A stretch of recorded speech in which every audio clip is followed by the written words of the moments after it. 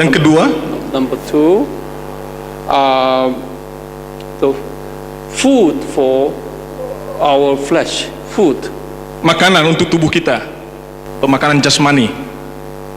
You see, you need water, vitamin, minerals, Air, mineral, and sugar, gula, and salt, garam, and fat, lemak, carbohydrate.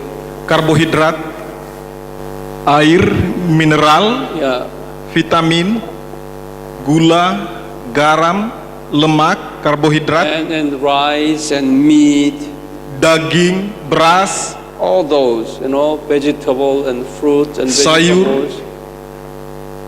All these are food for our body. dan ini semua adalah makanan jasmani kita. And number three, Yang ketiga, there are 5 conditions for physical growth. ya ada 5 hal penting untuk pertumbuhan tubuh kita. 5 conditions for physical growth.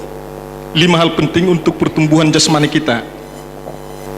Number 1, Nomor 1, we have to eat 3 meals a day. ya makan 3 kali sehari. You have to eat healthy food. Dan Healthy juga kita harus makan makanan sehat. food. That's very important part. Ini sangat penting. In order to maintain your physical health, you have to eat natural and good food. Ya, untuk menjaga agar tubuh kita tetap sehat, kita harus makan makanan yang alami dan juga makanan yang bergizi atau makanan yang sehat.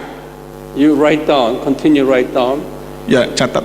If you take instant food Jika saudara makan makanan siap saji, and chemical food makanan yang berbau kimia, mengandung kimia, and too much fat dan terlalu banyak lemak, then it will damage to your health. ya ini semua akan merusak tubuh saudara. Fast foods that you are eating. Makanan cepat saji, There are many fried food, ya dan fast juga ada makanan goreng-gorengan. I noticed that Indonesian people likes fried fish. Ya, saya memperhatikan fried orang-orang Indonesia chicken, suka makanan goreng-gorengan. fried. Ya, makanan apa saja tadi goreng. Those fried foods will make you sick, and later you will have a cancer, okay, and high blood pressure, all kinds of diseases. Ya, sebenarnya makanan-makanan yang berbau gorengan ini akan merusak tubuh saudara, bisa menyebabkan kanker dan juga penyakit lain. We have to eat God's given natural food. Ya, karena itu penting bagi kita untuk memakan makanan yang baik atau makanan yang alami yang Tuhan sudah berikan bagi kita. Now, number 2. Yang kedua, I say I'm giving you 5 conditions for it. Number 2 is this: after you eat food, then what will be the next? ya setelah makan makanan 3 kali sehari, selanjutnya apakah yang perlu bagi kita, tubuh kita? We have to digest the well. Ya, kita harus mencerna makanan tersebut dengan baik. Pencernaan. Digest well. Ya, mencerna dengan baik. Yeah. Then number 3. Yang ketiga, Tell me what will be the next? iya, apa lagi kira-kira? Ya, makan 3 kali sehari, terus mencerna dengan baik. Yang ketiga, apa lagi kira-kira yang penting untuk kesehatan tubuh No. kita? Tidur teratur, sleep well. No. No? Now, Olahraga, exercise well. you have to go to toilet. Well, Ya, pergi ke toilet, kamar kecil.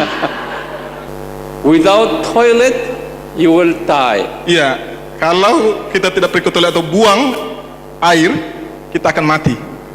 You see, this is a God's natural biblical plan in our Jadi ini life. adalah rencana Allah yang alkitabiah atau alami dalam kehidupan kita. Would you open bracket there? Ya, buka kurung, dalam kurung. Open bracket. You said that all living creatures has to go through this. All living creatures. Ya, semua ciptaan yang hidup harus melalui semua proses ini. Semua makhluk hidup harus melalui proses ini. Makan, mencerna dengan baik, dan buang kotoran. Tiger, Harimau, elephant, gajah, and birds. burung, Say again. burung, And even flies around here, mosquitoes and dan flies. bahkan lalat atau nyamuk. Every living creature eat, digest, and toilet. Ya, jadi setiap makhluk hidup harus makan, mencerna dengan baik, dan buang kotoran. That's a God's, it's a creation principle. Jadi ini adalah prinsip penciptaan Allah. Not only human, every living creature. Ya, bukan hanya manusia, tetapi juga semua makhluk hidup They have to eat good food harus makan makanan yang baik, and digest it mencerna dengan baik, and toileting. dan setelah itu buang kotoran. And number 4. Yang keempat, What is the number 4? apa? Nomor 4, Then you have to move your body well. iya, latihan atau pergerakan tubuh, Exercise, olahraga, muscle exercise. iya, olahraga otot-otot tubuh kita. And number 5, Yang kelima, resting, sleeping. ya tidur atau istirahat dengan baik atau teratur. At least 7 to 8 hours a day. Iya, setidaknya antara 7 sampai 8 jam satu hari. So about 1/3 of a day. Jadi kita perlu istirahat sekitar 1/3 dari waktu kita. So after sleep, you gain new energy and you okay. Ya, setelah kita istirahat kita akan mendapatkan kekuatan yang baru. So now let us memorize these 5 principles. Ya, mari kita hafal kelima prinsip ini. Would you close your eyes and try to memorize it? Ya, kita tutup mata dan kita usahakan untuk menghafal kelima bagian penting ini. 5 conditions. Ya, 5 hal penting. Would you close your eyes and memorize it? Ya, please? coba kita usahakan, kita tutup mata dan kita usahakan untuk menghafal kelima bagian ini, yaitu makan 3 kali sehari, mencerna dengan baik, buang kotoran dengan teratur, olahraga dengan teratur, istirahat dengan teratur. Now, next part of our human Ya, is bagian selanjutnya dari manusia, the soul. The first part is the flesh, body. Okay? yang kedua adalah jiwa. Second part is the soul. Tadi bagian pertama adalah tubuh dan yang kedua adalah jiwa. Now the structure of soul. Struktur jiwa. Now you give your Bible verse here. Ayat Alkitab, Markus Chapter 12, Markus pasal 12, verse 30. When you read Markus pasal 12 ayat 30. Saya akan bacakan. Markus pasal 12 ayat 30. Demikian bunyinya. Kasihilah Tuhan Allahmu dengan segenap hatimu dan dengan segenap jiwamu dan dengan segenap akal budimu dan dengan segenap kekuatanmu. So now there are 4 parts Jadi ada 4 bagian in the soul here. dalam jiwa. Tolong gambar dalam buku catatan Bapak Ibu Saudara. Bikin gambar yang besar. Soul is like a basement, it's underground. Ya, jadi jiwa itu terdiri dari bagian seperti ini. Yeah. Then you open you look at your Bible. Ya, seperti kita lihat dalam Alkitab. First part is a strength here, strength. Tadi dalam Markus pasal 12 ayat 30, yang pertama adalah kekuatan. Down the heart, Hati. all your heart. Bagian yang paling dalam adalah hati. And what is the second? Yang kedua, jiwa. And Dan yang ketiga, akal budi. this Dan yang keempat, kekuatan. is the strength. So let them draw this. Ya, silakan gambar. There are 4 parts here Jadi ada 4 bagian dalam jiwa. in the soul here. Based on Mark Ada Fourth 4 story. bagian dalam jiwa manusia berdasarkan Markus pasal 12 ayat 30. So the deepest, very deep soul called heart. Dan bagian jiwa yang paling dalam itu disebut hati. Very deep is heart. Iya, bagian yang paling dalam itu disebut hati. The food for this soul. Makanan bagi jiwa. Makanan bagi jiwa. It's a knowledge. Pengetahuan. Yang pertama, pengetahuan. See, in order to have a knowledge food, you go to university, school, Ya, untuk education. mendapatkan atau memperoleh makanan pengetahuan ini kita pergi ke sekolah atau universitas, You go to university. pendidikan. You know, in university there are many subjects you study. Ya, di universitas kita bisa belajar banyak mata pelajaran. Many subjects. Ya, ada banyak mata pelajaran Sociology, seperti sosiologi, natural science, ilmu sastra, and engineering, ilmu pengetahuan teknik, and history, sejarah, economics, ekonomi, and agriculture. agraria. And see, you have to write down everything for your teaching. Ya, saudara juga perlu mencatat semua apa yang saya tulis di depan ini. If you want to teach others, you have to write that. Otherwise, I will not write it on this board. Ya, karena ini penting untuk pengajaran saudara ke depan. Bapak Ibu saudara mengajar orang lain atau mengajar jemaat saudara, karena itu perlu mencatat. If you are not writing, some people are not writing, then you cannot teach others later. Ya, karena jika Bapak Ibu saudara tidak mencatat, nanti Bapak Ibu saudara tidak bisa mengajarkan kepada orang lain. You think, I understand now, it's okay, but tomorrow you will forget more than 50%. Iya, saudara berpikir bahwa saudara bisa menghafal hari ini, tapi besok bisa saja Bapak Ibu saudara lupa 50% dari apa yang Bapak Ibu saudara pelajari di sini. See, based on my experience, Ya, berdasarkan pengalaman saya secara pribadi, good teacher is a good recorder, good writer. ya pengajar yang baik adalah penulis atau pencatat yang baik. Okay? If you are not writing, I know you are not a good teacher. Ya, jika saudara tidak mencatat, saya tahu bahwa saudara bukanlah pengajar yang baik. Amen? Yes. Okay. Now, and computer, IT. IT atau komputer. So all these are knowledge, food for knowledge. Ya, jadi semua ini adalah makanan untuk pengetahuan. And second part, Bagian yang kedua, it's emotion, emosi. Pemakanan bagi emosi. emotional food, such as Misalnya, music musik, and drama drama, and art. kesenian. Okay, poem. All these are emotional food here. Ya, jadi semua ini adalah makanan bagi emosi. And third is willpower. It's a volition. Yang Willpower. ketiga adalah kemauan atau kehendak. So we study, say, ethics and moral Ini berkaitan dengan etika, and law. moral, hukum. See, now all these are foods for soul. Ya, jadi semua ini adalah makanan bagi jiwa. Now, would you write down the same 5 conditions for the growth of this soul? 5 hal penting bagi pertumbuhan jiwa. Remember here, you have to eat good food here. Ya, tadi kita belajar di sini bahwa untuk pertumbuhan tubuh kita atau jasmani kita harus makan dengan baik, makan 3 kali sehari secara teratur.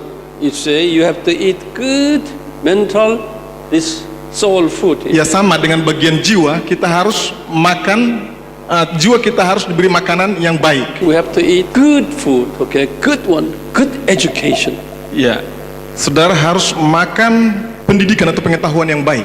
good music, Ya, musik yang baik, good drama, drama yang baik, good TV programs. program TV yang baik. If we watch bad drama Jika kita nonton drama yang tidak baik and bad magazine dan juga koran yang isinya tidak baik, and bad teachings, pengajaran yang tidak baik, that all affects to your character and personality. semua ini akan mempengaruhi karakter dan kepribadian kita. Every day we are eating this mental food every day as we go outside. Ya, ketika saudara pergi keluar, saudara akan makan makanan jiwa ini setiap hari. You are watching all kinds of advertisement board, all information outside. Ya, saudara melihat iklan di luar sana dan juga banyak pengumuman. And also you are watching television every day. Saudara juga menonton televisi setiap hari. And you enter all kinds of information in your computer. Dan saudara juga melihat banyak informasi atau menemukan banyak informasi dalam komputer saudara. You've been eating all kinds of mental food. Jadi setiap hari saudara makan makanan jiwa.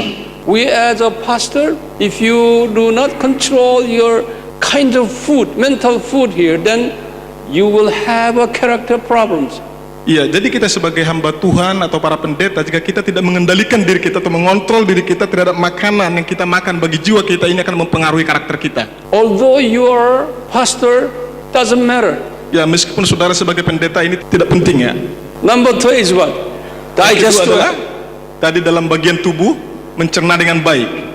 You have to understand when you receive all kinds of information, you have to digest well. Iya, dalam bagian jiwa juga sama, harus mencerna informasi dengan baik. Thirdly is what? Yang ketiga apa? You have to go to toilet. Iya, pergi lagi ke toilet. Toilet means what? Toilet itu artinya apa? Dalam bagian jiwa. You should be able to screen away all those informations which are not good for you. Ya, ini artinya kita harus bisa menyaring setiap informasi yang kita dengar. Any poisonous information, you have to remove it. Ya, jadi setiap informasi yang tidak baik atau setiap informasi yang beracun itu harus ditolak. The best way is not to take those information. Ya, jadi cara yang terbaik adalah tidak menerima semua informasi yang tidak baik. Right? Do you agree with me? Saudara setuju? Number 4, Keempat, exercise well. latihan dengan baik. That means what? Exercising means what? Latihan artinya You have to teach people. saudara harus mengajar orang lain. Teach your character to other people. Ya, mengajarkan sifat-sifat saudara kepada orang lain. Teach your value, your intellectual value to others. Ya, mengajarkan nilai-nilai pengetahuan yang saudara miliki kepada orang lain. And number 5, Yang kelima, you rest well. That means you examine your character all the time. tidur atau istirahat dengan baik. Ini artinya kita harus mengecek atau mengoreksi diri kita setiap hari, karakter kita, sifat-sifat kita. Always review your character. Ya, selalu mengoreksi sifat-sifat kita atau karakter kita, evaluasi diri. Now, see, this one, body part, Ya, and yang di sana here bagian is a tubuh, mental part di sini here, berkaitan dengan bagian jiwa. involves all humanity. Ya, dan ini semua ini mencakup manusia, semua manusia. Regardless religious background. Ya, tanpa menghiraukan latar belakang agama, Christians and non-Christians, baik orang Kristen maupun all non-Kristen. have to go through this one and this one. Ya, semuanya harus melalui proses yang pertama dan yang kedua ini. This is nothing to do with the Spirit. Ya, ini tidak ada kaitannya dengan roh. This is nothing to do with the Holy Spirit. Ini tidak ada kaitannya dengan Roh Kudus. Okay? There are many so-called good Christians, Ada so-called, banyak yang disebut orang Kristen yang setia atau orang Kristen yang baik. who are not good in this area. Iya, tapi mereka tidak baik dalam bagian yang pertama itu, atau struktur tubuh. There are many good Christians have a fat here, eating all kinds of food. Ada banyak orang Kristen yang punya perut besar karena mereka makan banyak. There are many non-Christians who are very good in this area.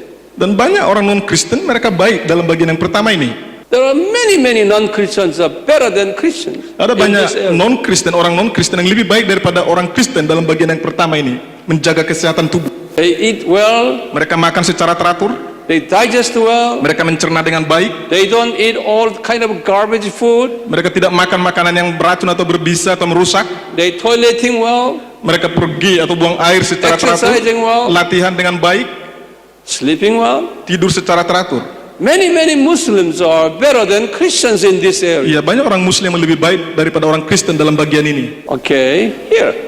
Iya, There are- bagian yang kedua, There are many Christians whose characters are very bad. ada banyak orang Kristen yang memiliki karakter yang tidak baik. They fight all the time Ya, mereka bertengkar setiap saat. and jealousy over others Ia iri hati terhadap orang lain, and dividing each other memecah belah orang lain, and hitting others, memukul orang lain, slandering, speaking bad of other people. memfitnah atau menggosip orang lain. Many Christians, Banyak orang Kristen termasuk dalam kategori ini. because of their character, they receive all kinds of bad information. Ya, karena mereka menerima semua informasi yang tidak baik. before even they become a Christians. Before they become a Christian. Bahkan sebelum mereka menjadi orang Kristen, And they have family problems mereka memiliki masalah keluarga, and children problems, masalah anak, although they are Christians. meskipun mereka adalah orang Kristen. There are many so-called Muslims, non-Christians. Ada banyak orang non-Kristen atau orang Muslim. You will find many good character people Ya, saudara bisa menemukan mereka juga memiliki karakter yang baik. and gentlemen, Mereka lemah lembut, nice character, mereka memiliki karakter yang sopan, forgiving others all the time, mengampuni orang lain setiap saat. no jealousy over others, Ya, tidak iri hati terhadap orang lain, always sacrificing, selalu berkorban untuk orang lain. loving characters. Ya, karakter yang mengasihi. So these two are nothing to do with which religion you belong to. Ya, jadi kedua bagian ini tidak berkaitan dengan agama yang dianut oleh saudara. This is a basic human requirement. Jadi ini adalah tuntutan dasar umat manusia. Then write down number 3. Yang ketiga, Number 3 is spirit. Okay, roh, the spirit part. bagian roh. Okay, spiritual food there. The Word of God is a spiritual food. Firman Allah adalah makanan rohani. And open bracket, I will give you Bible references. Dalam kurung, And Psalm 119, Mazmur 119, Psalm 119 verse 103. Mazmur 119 ayat 103, Okay, and Jeremiah dan Yeremia 15 verse 16. Yeremia 15 ayat 16. Continue. And Ezekiel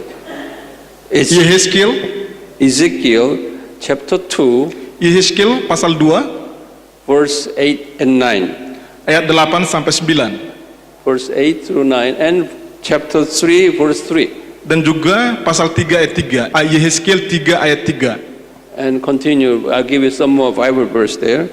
John Yohanes chapter 6 pasal 6 verses 32 through 59.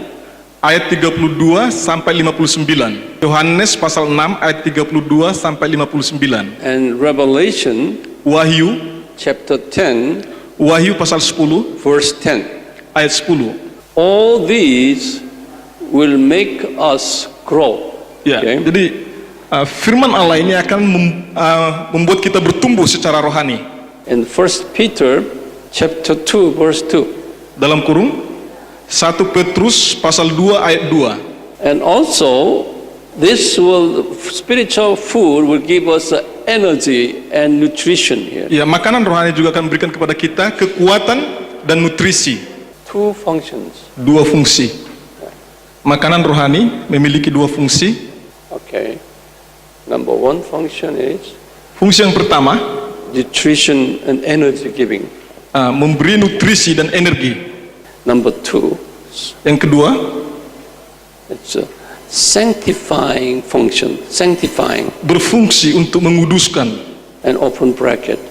Dalam kurung, The Word of God is a double-edged sword. Double-edged sword. firman Allah itu adalah seperti pedang bermata dua. Okay. And the Bible verses. Ayat Alkitab Ephesians 6:17 Efesus 6 ayat 17, and Hebrews 4:12 Ibrani 4 ayat 12, and Revelation 19:15. Wahyu 19 ayat 15. Okay, close. So the Word of God has two functions here. Jadi firman Allah memiliki dua fungsi. First one is what? Fungsi yang pertama adalah Nutrition giving and energy. memberi nutrisi dan energi. Spiritual nutrition and spiritual energy. Iya. Nutrisi rohani dan energi rohani. And also it will give us sanctification. Dan juga firman Allah akan menguduskan kita. It is a double-edged sword. It's a knife at cutting all the dirty characters. Ya, firman Allah itu adalah sama seperti pedang bermata dua. Now you put down it. 5 conditions for spiritual growth. 5 hal penting untuk pertumbuhan rohani. 5 conditions for spiritual growth. 5 hal penting bagi pertumbuhan rohani. So remember the 5 conditions for physical growth and mental growth? Ya, tadi kita sudah belajar tentang 5 tentang hal penting bagi pertumbuhan jasmani dan pertumbuhan jiwa. Tell me what would be. Iya, apa kira-kira Remember hal here, yang penting dalam pertumbuhan rohani? we have to eat Yang pertama, spiritual food at least 3 times a day. kita harus makan makanan rohani setidaknya 3 kali sehari. Kita harus makan makanan rohani setidaknya 3 kali sehari. Now, we should eat the Passover meal, the biblical meal, biblical intoxicated. Remember that? You see, biblically best food is Passover meal. You write down Iya. the best food. Makanan rohani atau makanan alkitabiah adalah makanan Paskah, You put down. Passover meal. Passover meal. Iya, makan makanan Paskah. Exodus. Keluaran 12 ayat 8. Would you open that? Ya, mari kita buka kitab kita dalam Keluaran pasal 12 ayat 8. Saya akan bacakan Keluaran pasal 12 ayat 8. Dagingnya harus dimakan mereka pada malam itu juga. Yang dipanggang mereka harus makan dengan roti yang tidak beragi beserta sayur pahit. Now, this is the Passover meal. Number one is what? What he said? Yang pertama dikatakan dalam ayat ini, You eat the meat. Okay, the lamb's meat. First, read verse 5. ya, saya akan bacakan ayat 5. Keluaran pasal 12 ayat 5. Anak dombamu itu harus jantan, tidak bercela, berumur setahun. Kamu boleh ambil domba atau kambing.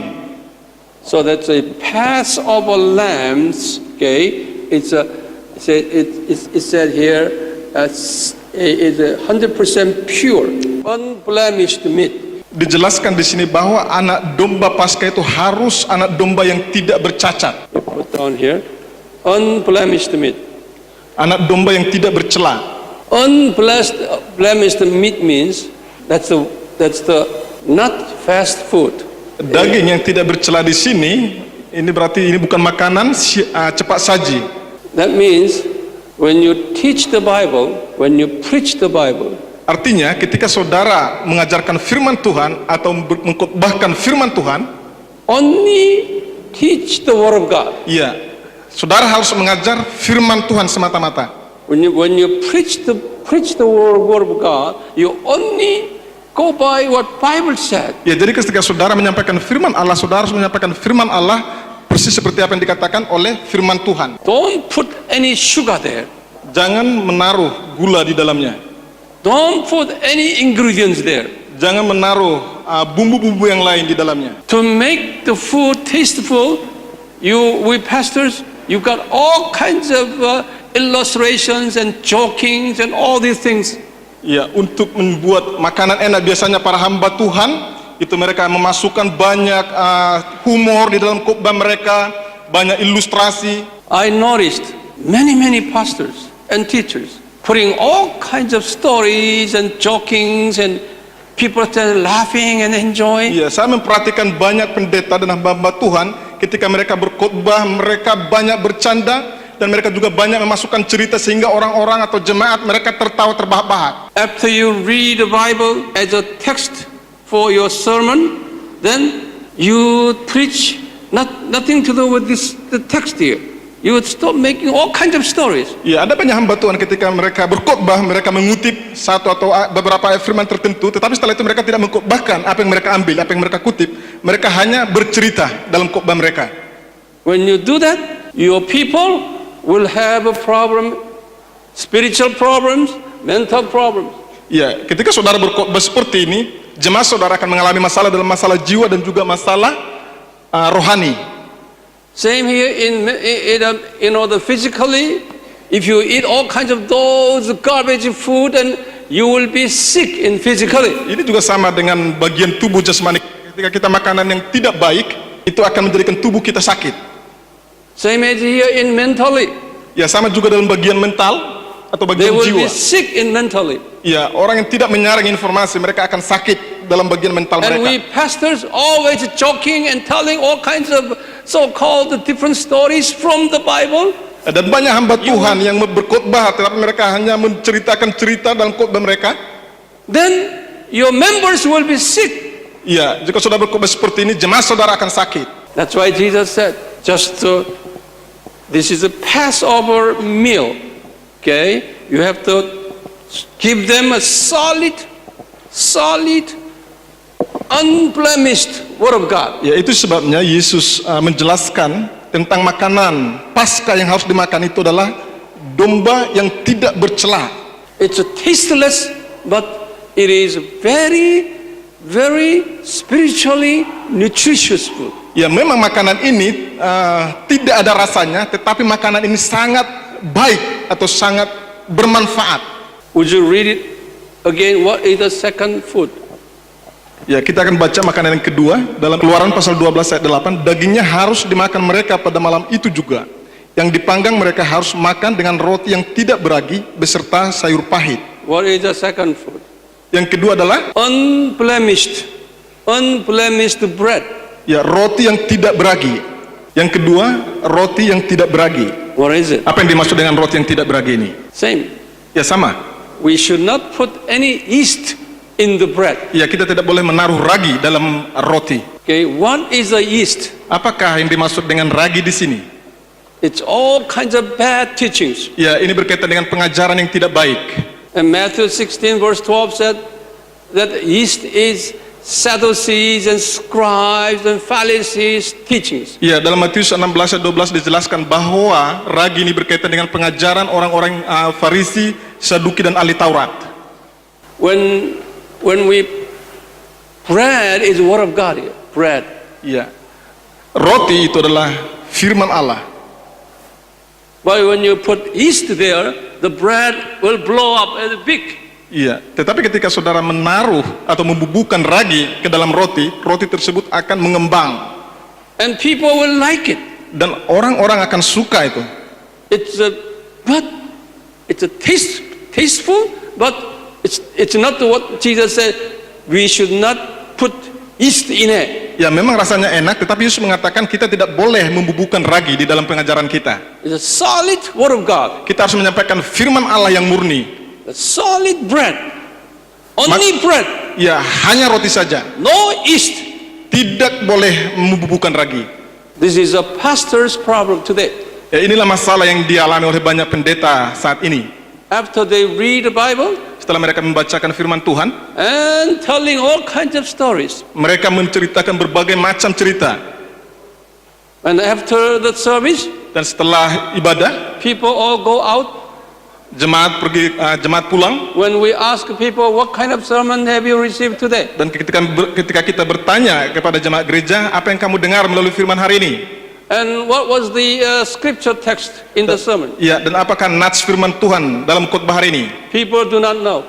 They don't remember. Orang-orang atau jemaat tidak akan mengingatnya. They all remember the pastors joking and all stories. Apa yang mereka ingat hanyalah humor atau canda yang disampaikan oleh pendeta. Why? Kenapa? Because they put a lot of yeast inside. Ya, karena pendeta tersebut membubuhkan banyak ragi di dalam khotbah mereka. And what it says thirdly there. Yang ketiga adalah sayur pahit. Janganlah kamu memakan, mereka harus makan dengan roti yang tidak beragi beserta sayur pahit. Okay, now would you write down? I will explain this one to you. Ya, Okay? tolong catat, saya akan menjelaskan bagian yang ketiga ini, yaitu sayur pahit. What the bitter herb means. Apakah yang dimaksud dengan sayur pahit ini? Bitter herb kills germs in us. Ya, Write sayur down. pahit ini berfungsi untuk membunuh kuman-kuman yang ada di dalam tubuh kita. In our body, the white cell in our blood kills the germ in our body. Ya, Put down sel darah putih yang ada dalam tubuh kita itu berfungsi untuk membunuh kuman-kuman. blood and white cell. Sel darah putih itu berfungsi untuk membunuh kuman-kuman yang ada di dalam tubuh kita. Okay? That's why this means blood of Jesus Christ. Ya, ini sebenarnya merujuk kepada darah Yesus Kristus. His blood kills all our sins. Darah Yesus menyucikan semua dosa kita. That's why Jesus on the last supper, his last supper, he said it's he ate a Passover meal on the last supper. Itu sebabnya pada perjamuan terakhir Yesus dengan murid-muridnya, his communion service. Okay? Ya, perjamuan terakhir bersama dengan murid-muridnya. In his communion service, he said, "Take this bread. This is my body." Ya, Yesus mengatakan, makanlah roti ini, inilah tubuhku. And also he said, "Take this cup. Dan Yesus juga mengatakan, This is my minumlah blood. dari cawan ini, This is my blood." inilah darahku. See, this is Passover meal here. Passover meal. Jadi ini adalah makanan He did Paskah. it to the Passover day. He told his disciples. Iya. Pada waktu perjamuan terakhir Yesus makan bersama dengan murid-muridnya. Passover meal. Yesus mengajarkan hal ini kepada murid-muridnya. Passover meal, makanan Paskah. And Jesus said this to his disciples: "You eat the Passover meal, okay, until I come back." Ya, Yesus mengatakan kepada murid-muridnya, makanlah makanan Paskah ini sampai aku datang kembali. So it is our job Jadi ini adalah tanggung jawab kita to eat this unblemished Word of God here. untuk memakan firman Allah yang tidak bercela. Word of God is this and this. Ya, jadi firman Allah ini adalah domba yang tidak bercela dan roti yang tidak beragi. No joking involved. Ya, tidak ada lelucon di No dalam firman Allah. storytelling involved in the Bible teachings. Ya, tidak ada kisah atau cerita yang perlu dimasukkan dalam firman Allah. No ingredients involved in the Bible teaching. Ya, tidak perlu memasukkan bumbu-bumbu lain dalam pengajaran Alkitab. Only a pure Word of God. Hanya firman Allah yang murni. If you want to make your congregation spiritually sound and spiritually perfect for people, don't feed them all kinds of garbage. Ya, jadi jika saudara ingin jemaat saudara bertumbuh imannya secara kuat, saudara perlu mengajar mereka firman Allah yang murni. Okay? Now, then what would be this? Apakah yang dimaksud dengan sayur pahit di sini? This one is what?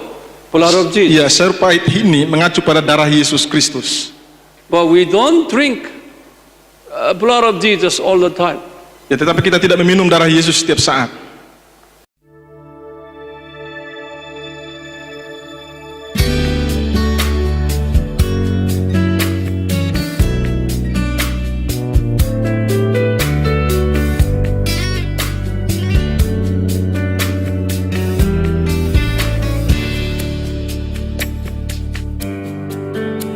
Engkau pulihkan hatiku,